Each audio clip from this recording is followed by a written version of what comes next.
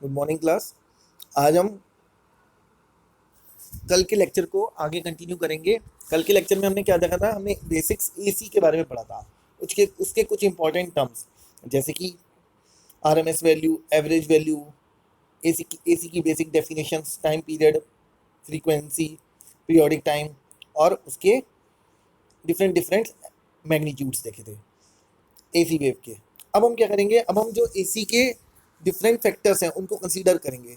जैसे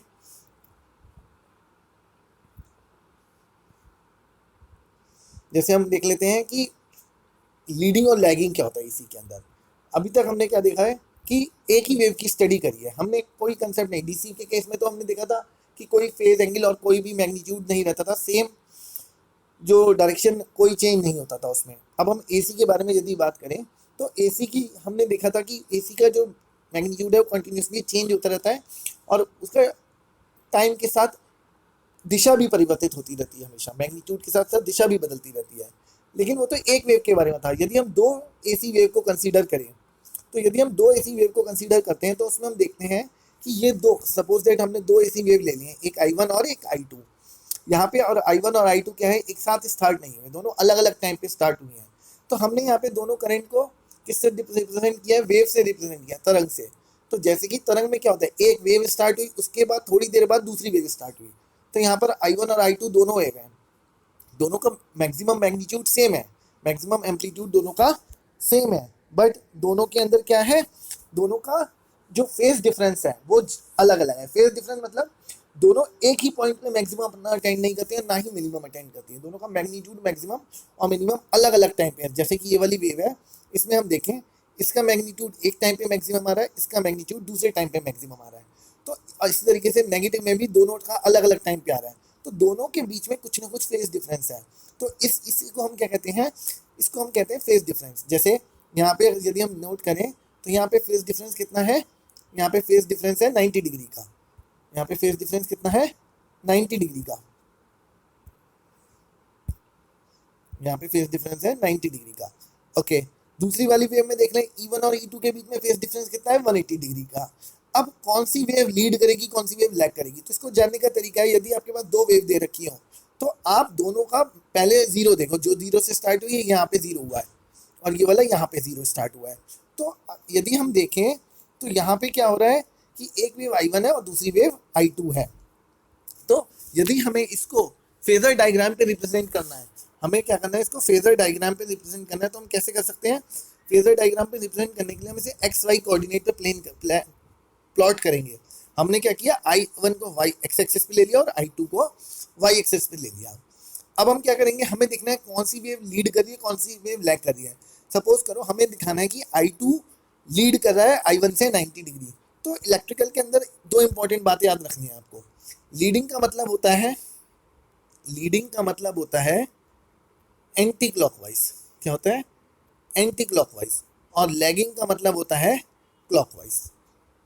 क्लॉकवाइज मतलब नेगेटिव और एंटी क्लॉकवाइज मतलब पॉजिटिव। लीडिंग मतलब पॉजिटिव, मतलब एंटी क्लॉकवाइज। लैगिंग मतलब नेगेटिव, मतलब क्लॉकवाइज। दो बातें ध्यान रखनी है, क्लॉकवाइज और एंटी क्लॉकवाइज। अब हमने कहा I2 I1 से लीड कर रहा है, I2 I1 से लीड कर रहा है। कितना लीड कर रहा है? तो यदि हमने I1 को क्या किया, हमने I1 को एक्स एक्सिस पे प्लॉट कर दिया, I1 को एक्स एक्सिस पे प्लॉट कर दिया। और क्योंकि I2 I1 से 90 डिग्री है तो हम यहाँ से 90 डिग्री एंटी क्लॉकवाइज चले गए। तो यहाँ पे हमने क्या प्लॉट कर दिया? I2। तो ये हमारा बन गया I1 और I2 का फेजर डायग्राम। एक दूसरा एग्जाम्पल देख लेते हैं इससे हटके। सपोज करो हमारे पास क्या है, एक वोल्टेज है V1 और एक करंट है I1। हम मान लेते हैं I1 जो है V से 30 डिग्री लीड कर रहा है। अब देखो जैसे ही वर्ड आता है लीड, तो लीड मतलब एंटी क्लॉकवाइज। तो हमें क्या करना है, हमने V1 को क्या किया, हमने किसी को भी हम कहीं भी प्लॉट कर सकते हैं। सपोज करो हमने क्या किया, V1 को एक्स एक्सिस पे प्लॉट कर दिया। अब क्या है, V1 को हमने एक्स एक्सिस पे प्लॉट कर दिया, हमारा करंट 30 डिग्री V1 से लीड कर रहा है। तो यदि हमारा करंट 30 डिग्री लीड कर रहा है तो हम क्या करेंगे, 30 डिग्री एंटी क्लॉकवाइज चलेंगे और फिर क्या बना देंगे, हम अपना I1 बना देंगे। तो V1 और I1 के बीच का एंगल कितना हो गया? 30 डिग्री। तो इसे कहते हैं फेज डिफरेंस, यानी कि करंट वोल्टेज से 30 डिग्री लीड कर रही है। और यही हम कहें कि करंट वोल्टेज से 30 डिग्री लैग कर रही है। तो फिर से वैसे ही बनेगा, वोल्टेज तो हमने बना दी एक्स एक्सिस पे और करंट को कैसे बनाया, क्लॉकवाइज बनाया, तो ये क्लॉकवाइज बन गया 30 डिग्री नीचे, तो ये बना आ गया। तो लीडिंग लैगिंग कंसेप्ट, अब बस ध्यान रखिए इस कंसेप्ट को कि लीडिंग मतलब क्लॉकवाइज, लैगिंग मतलब एंटी क्लॉक, सॉरी, लीडिंग मतलब एंटी क्लॉकवाइज एंड लैगिंग मतलब क्लॉकवाइज। लीडिंग मतलब positive and negative, and lagging मतलब नेगेटिव। एंटी क्लॉकवाइज पॉजिटिव रहेगा हमेशा और क्लॉकवाइज नेगेटिव रहेगा हमेशा, मैथ्स में भी और इलेक्ट्रिकल कंसेप्ट में भी, ये हमेशा ध्यान रखिएगा इस बात को। अब हम आगे बढ़ते हैं। अब यहाँ पे डिफरेंट डिफरेंट फेज एंगल बना रखे हैं इन्होंने कि लीडिंग लैगिंग कोई भी वेव हो, अगर आपको बताना है कि कौन सा लैग करना है लीड करना है, 90 डिग्री 40 डिग्री आप बना सकते हैं, बस इतना ध्यान रखिएगा।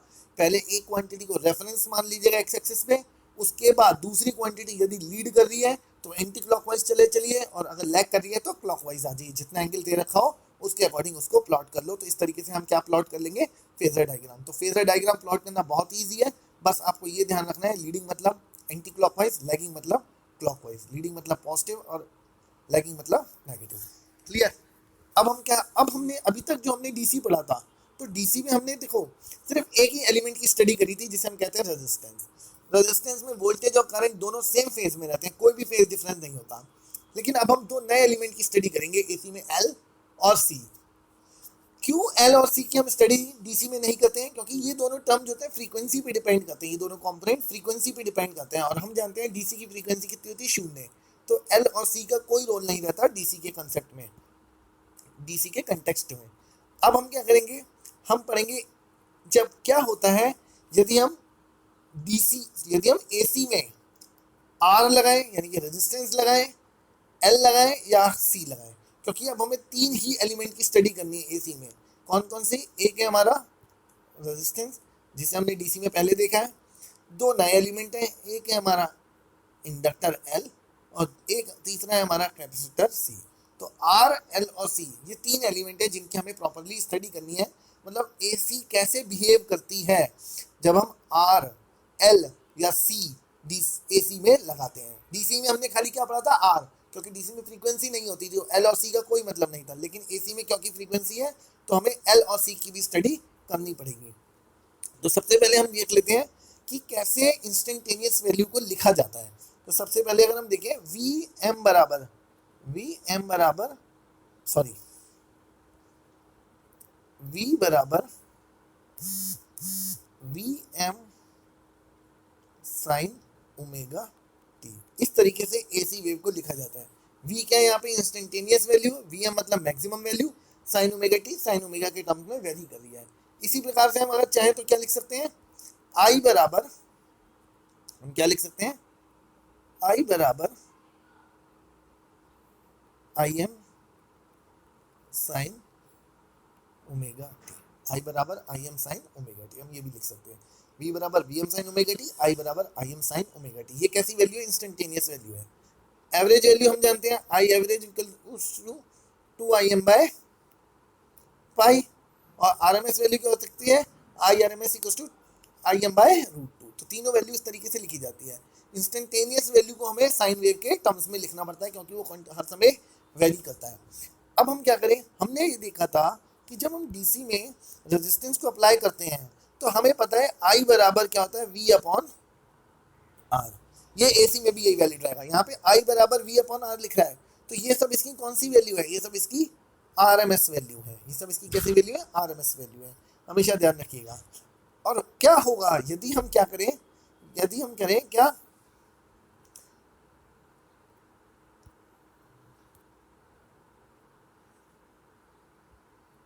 यदि हम पहले देखते हैं आर इन्होंने कैसे कैसे स्टडी करी है।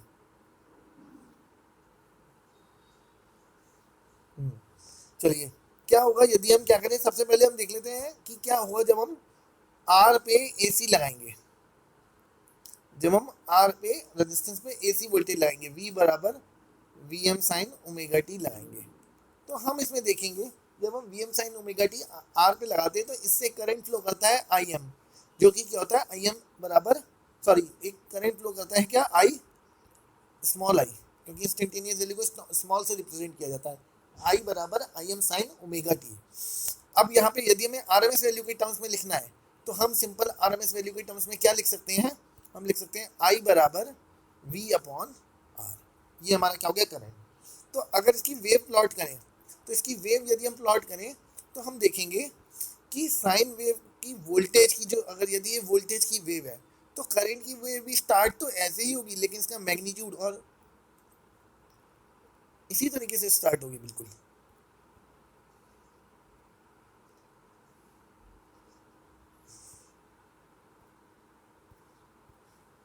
और जो करंट की वोल्टेज की है वो कैसे स्टार्ट होगी, स्टार्ट ऐसे ही होगी, लेकिन उसका जो मैक्सिमम मैग्नीट्यूड होगा वो इससे कम होगा। ये इसका मैक्सिमम Vm है, ये Im है, तो Im क्या होगा, Vm से कम होगा, लेकिन जब Vm मैक्सिमम होगा तभी Im मैक्सिमम होगा। तो करंट की वैल्यू मैग्नीट्यूड जो है वो वोल्टेज से तो कम है, लेकिन फेज डिफरेंस क्या है, फाई इक्वल्स टू जीरो। इसका अर्थ क्या है, जब वोल्टेज जीरो हो रहा है तो करंट भी जीरो हो रहा है, जब वोल्टेज मैक्सिमम हो रहा है तो करंट भी मैक्सिमम हो रहा है। दोनों की मैक्सिमम वैल्यू अलग अलग है। सपोज करो इसकी मैक्सिमम वैल्यू 10 है तो इसकी मैक्सिमम वैल्यू 8 होगी, क्योंकि करंट को अपोज कौन करता है, रेजिस्टेंस।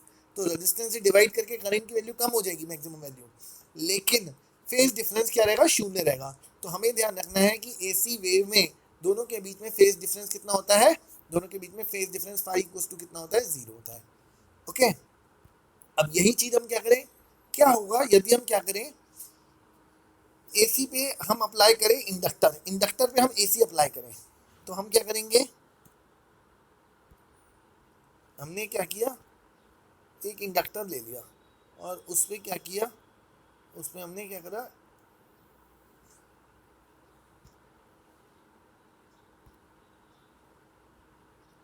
हमने उस पर वोल्टेज अप्लाई कर दी Vm साइन ओमेगा टी, हमने वोल्टेज अप्लाई कर दी Vm साइन ओमेगा टी। तो जब हमने Vm sign omega T apply करी तो इस केस में क्या होगा, इस केस में एक नए टर्म की हम रिप्रेजेंट करेंगे जिसे हम कहते हैं XL। XL क्या होता है, इसको रिप्रेजेंट करते हैं ओमेगा L से। ओमेगा क्या होता है, ओमेगा बराबर होता है 2 पाई f। तो XL क्या हो गया हमारा, 2 पाई f L। तो ये 2 XL क्या होता है, XL वही काम करता है जो DC के केस में रेजिस्टेंस करता है, यानी कि करंट के मैग्नीट्यूड को कम करता है। तो यहाँ पे यदि हम करंट का मैग्नीट्यूड निकालेंगे तो हम क्या करेंगे, हम देखो हमारा फॉर्मूला क्या रहेगा, I बराबर V upon XL। Directly L नहीं आएगा, L जब लगता है तो कौन अपोजिशन में आता है, XL। XL वही काम करता है जो रेजिस्टेंस पे करता है DC के केस में। तो XL की इकाई भी क्या होगी, XL की इकाई क्या होगी हमारी, एक्सेल की इकाई भी हमारी होगी ओम, क्योंकि ये भी करंट का अपोजिशन कर रहा है। क्लियर हुआ इतना। तो एक्सेल क्या है हमारा, इसको कहते हैं इंडक्टिव रिएक्टेंस। इसे क्या कहते हैं हम, इंडक्टिव इंडक्टिव रिएक्टेंस। इसे हम क्या कहते हैं, इंडक्टिव रिएक्टेंस। ये वही काम करता है जो डीसी में रेजिस्टेंस करता है, यानी कि करंट के मैग्नीट्यूड को कम करता है। और एक्सेल की वैल्यू क्या होती है, ओमेगा एल। सपोज चलो यहाँ पे एक न्यूमेरिकल देख लेते हैं। ये क्या करें, 1000 किलोहर्ट्ज आवृत्ति पर प्रचालित एक एसी परिपथ 200 मिली हेनरी कुंडलन से बना है। कुंडली का प्रेरकत्व प्रतिबाधा क्या है, प्रेरकत्व प्रतिबाधा यानी कि इंडक्टिव रिएक्टेंस। इसे क्या कहते हैं, प्रेरकत्व प्रतिबाधा। रिएक्टेंस मतलब प्रतिबाधा और इंडक्टेंस मतलब प्रेरकत्व। तो यहाँ पे हमें क्या निकालना है, एक्सेल की वैल्यू निकालनी है। तो एक्सेल बराबर क्या होगा, एक्सेल बराबर 2 पाई एफ एल। तो यहाँ पे 2 पाई एफ एल निकाल लो। वैल्यू कैसे कैलकुलेट करेंगे, 2 पाई एफ, आपको 2 पता है, पाई पता है 3.14, एफ पता है 3, एफ कितना 50 हर्ट्ज, एल की वैल्यू आपको 20 मिली हेनरी दे रखी है। मिली हेनरी मतलब 20 इंटू 10 की पावर -3। तो उसके अकॉर्डिंग हम क्या कर सकते हैं, हम कैलकुलेट कर सकते हैं। ओके, यहाँ पे आपका आंसर आ जाएगा। अब देखो एक और इम्पॉर्टेंट बात, अब हम देखेंगे power in a purely inductive circuit. Power क्या होती है, प्योरली इंडक्टिव सर्किट। पहले हम देख लेते हैं पावर का फॉर्मूला क्या होता है। पावर का फॉर्मूला होता है P equals to V I cos phi, मतलब वोल्टेज का मल्टीप्लिकेशन, करंट का मल्टीप्लिकेशन और दोनों के बीच का फेज डिफरेंस। अभी हमने पीछे इंडक्टर पढ़ा था, तो हमें पता है इंडक्टर के केस में जो क्या होता है, ये आपको ध्यान रखना है। इंडक्टर जो है वो कैसा है, करंट लैगिंग डिवाइस। यानी कि अगर हम प्योर इंडक्टर की बात करें जिसके अंदर खाली इंडक्टिव रिएक्टेंस है, यानी कि एक्सेल है, आर भी 0 है और सी भी 0 है। अगर कोई ऐसा कंपोनेंट है एक्सेल जिसमें आर भी 0 है और सी भी 0 है, तो उसे हम कहते हैं प्योरली इंडक्टर। तो उस केस में करंट जो होता है 90 डिग्री लैग करता है वोल्टेज से। अब अगर यदि वोल्टेज हमारा इस एक्सिस पे है तो करंट 90 डिग्री यहाँ बनेगा आई, क्योंकि ये 90 डिग्री लैग कर रहा है, यानी कि हम इससे एंटी, यहाँ से हम क्लॉकवाइज चले 90 डिग्री। तो क्योंकि ये फेज डिफरेंस दोनों के बीच में 90 है, तो यदि हम इस फॉर्मूले में रखें, पावर का फॉर्मूला हमारा क्या है, पावर का फॉर्मूला है हमारा वी आई कॉस फाइव। तो वी आई कॉस फाइव, तो वो इंटू आई इंटू कॉस 90, तो कॉस 90 डिग्री कितना हो गया 0। तो ये हम देखेंगे power dissipation in purely inductive circuit is 0। तो पावर का डिसिपेशन प्योरली इंडक्टिव सर्किट में कितना होता है, 0 होता है, कि पावर की कोई भी क्या होता है, खपत नहीं होती है किसमें, प्योरली इंडक्टिव सर्किट में। और ये कॉस फाई क्या होता है, कॉस फाई हमारा होता है शक्ति गुणांक, शक्ति गुणांक यानी कि पावर फैक्टर। इसकी स्टडी हम आगे करेंगे, ठीक है। तो ये हमने देख लिया, अभी तक हमने इंडक्टिव सर्किट के बारे में पढ़ लिया। अब हम क्या करते हैं, हम क्या करेंगे कि वो क्या होगा यदि हम क्या करें, अब इन्होंने आर एल की स्टडी दिखाई है, तो पहले हम क्या करते हैं,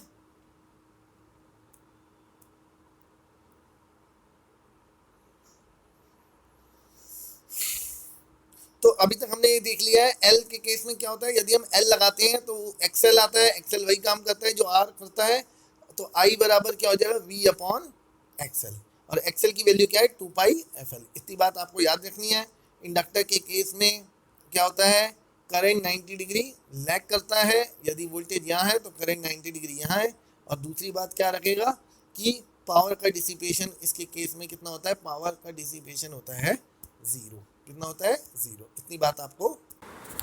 तो एसी के केस में हमने क्या देखा, इंडक्टर के केस में कि करंट लैग करता है वोल्टेज से 90 डिग्री, तो हम कह सकते हैं inductor is a lagging device. तो लैगिंग डिवाइस हम किसी को कब कहते हैं, जिसके केस में करंट लैग करे, क्योंकि एक चीज लैग करेगी तो दूसरी चीज लीड करेगी, ये बात हमेशा ध्यान रखिएगा। यदि करंट लैग कर रहा है तो वोल्टेज लीड करेगा, यदि वोल्टेज लैग कर रहा है तो करंट लीड करेगा। लेकिन हम लैगिंग डिवाइस करंट के रिस्पेक्ट में कहते हैं कि करंट अगर किसी का लैगिंग है तो हम उसे कहेंगे लैगिंग डिवाइस, और करंट किसी का लीडिंग है तो उसे हम कहेंगे लीडिंग डिवाइस। रेजिस्टेंस के केस में आई और वी के बीच में फेज एंगल होता है 0। इंडक्टर के केस में आई और वी के बीच का फेज एंगल कितना होता है, आई और वी के फेज एंगल के बीच का होता है, बीच के फेज एंगल होता है फाई इक्वल्स टू 90 डिग्री, यानी कि करंट लैग करता है वोल्टेज से 90 डिग्री। अब हम आगे पढ़ेंगे कैपेसिटर। कैपेसिटर के केस में यदि हम पढ़ें अब कैपेसिटर, तो क्या होता है, यदि हम कैपेसिटर को कनेक्ट करें किससे, कैपेसिटर को कनेक्ट करें हम एसी से, तो वही होगा कि जो जैसे हमने क्या किया था, आई इक्वल्स टू, यहाँ पे हमने क्या अप्लाई किया, V equals to V M sine omega T, okay, V M sine omega T, okay.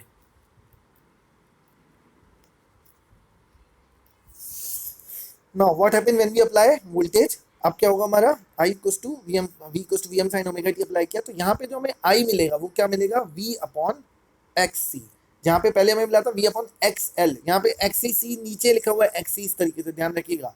इस समय वैल्यू एक्स सी की वैल्यू क्या आती है, X C equals to 1 upon omega C, ध्यान रखिएगा इस बात को। और ओमेगा की वैल्यू क्या होती है 2 पाई एफ, तो एक्सएल क्या था हमारा 2 पाई एफ एल, एक्स सी क्या है 1 ओवर 2 पाई एफ सी। तो ये दोनों बातें आपको ध्यान रखनी है, एक्स सी बराबर 1 अपॉन 2 पाई एफ सी। इसे कहते हैं कैपेसिटिव रिएक्टेंस, प्रतिबाधा, कैपेसिटिव प्रतिबाधा। वो क्या था, इंडक्टिव प्रतिबाधा यानी कि प्रेरकत्व प्रतिबाधा, ये क्या है कैपेसिटिव रिएक्टेंस यानी कि कैपेसिटिव प्रतिबाधा। इतना सब ध्यान रखिएगा। अगर अब हम क्या देखेंगे, अगर हम इसको वोल्टेज पे प्लॉट करें तो इस केस में क्या होगा, वोल्टेज जो होगा 90 डिग्री लीड करता है। तो यहाँ पे अगर वोल्टेज हम बनाएंगे, वोल्टेज को हमने इस एक्सिस पे बनाया है, तो करंट को हम यहाँ बनाएंगे 90 डिग्री, करंट हमारा सॉरी वोल्टेज नहीं, करंट 90 डिग्री लीड करता है वोल्टेज से, तो करंट ऊपर बनेगा। तो यदि हम एक ही डायग्राम में तीनों को प्लॉट करें, यदि हम एक ही डायग्राम में तीनों को वोल्टेज करंट को प्लॉट करें रेजिस्टेंस के लिए, इंडक्टर के लिए और कैपेसिटर के लिए, तो कैसे बनेगा डायग्राम, ये हमारा यदि वोल्टेज है V, तो रेजिस्टेंस के केस में I यहीं आएगा और फाई क्या हो जाएगा 0। इंडक्टर के केस में I यहाँ आएगा IL और फाई क्या हो जाएगा हमारा 90 डिग्री, और कैपेसिटर के केस में IC यहाँ आएगा और फाई क्या हो जाएगा हमारा 90 डिग्री।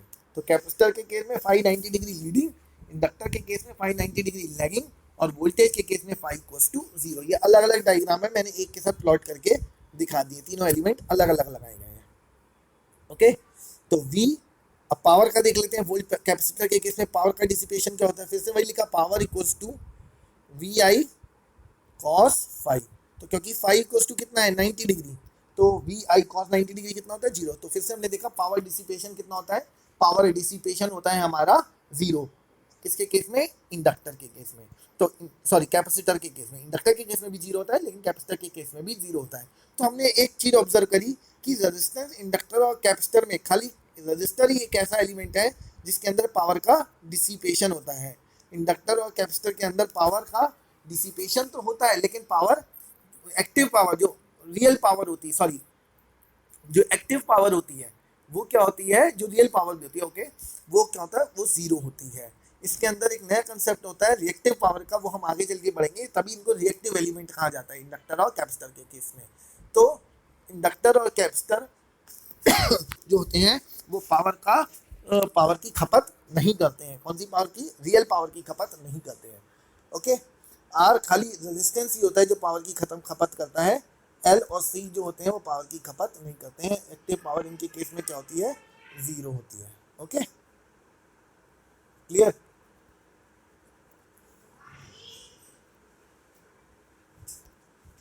आप एक बार ये फेजर डायग्राम बने हुए हैं, इनको एक बार से ध्यान से देख लीजिएगा। कल के लेक्चर में हम कॉम्बिनेशन देखेंगे, क्या होता है जब हम आर एल आर सी लगाते हैं, तो वहां पे एक नया टर्म हम देखेंगे, इम्पीडेंस। अभी तक हमने कौन सा टर्म देखा है, अभी तक हमने टर्म देखा है रिएक्टेंस, यानी कि प्रतिबाधा। रिएक्टेंस क्या टर्म देखा है, रिएक्टेंस, प्रतिबाधा, रिएक्टेंस। और इसे हम क्या कहते हैं, प्रतिबाधा। दो तरीके की प्रतिबाधा है, इंडक्टिव यानी कि एक्सएल जिसका मान है 2πfl, और दूसरा क्या है हमारा एक्सी जिसका मान है 1/2πfc। एक्सी बराबर 1/2πfc।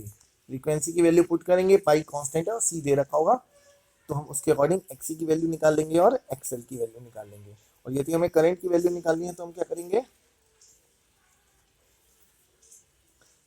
आई बराबर V/XL अगर इंडक्टर लगाए, और अगर कैपेसिटर लगाए तो हम क्या करेंगे, आई बराबर V/XC। और यदि रेजिस्टेंस लगाए तो रेजिस्टेंस के केस में जैसे हम डीसी में करते थे, क्या होगा, आई बराबर V/R। ओके, एक बार इसके थ्रू आप देख लीजिएगा सब कुछ, और अगर किसी को कोई डाउट हो तो फिर हम उसको डिस्कस कर लेंगे। ये सारी एक बार डायग्राम आप ध्यान से देख लीजिएगा। कल हम एक नए टर्म्स पढ़ेंगे, इम्पीडेंस, और उसको डिस्कस करेंगे। अभी तक के लिए इतना ही है, आप इसे ध्यान से देखिए, कोई डाउट हो तो फिर कल क्लास में डिस्कस करेंगे।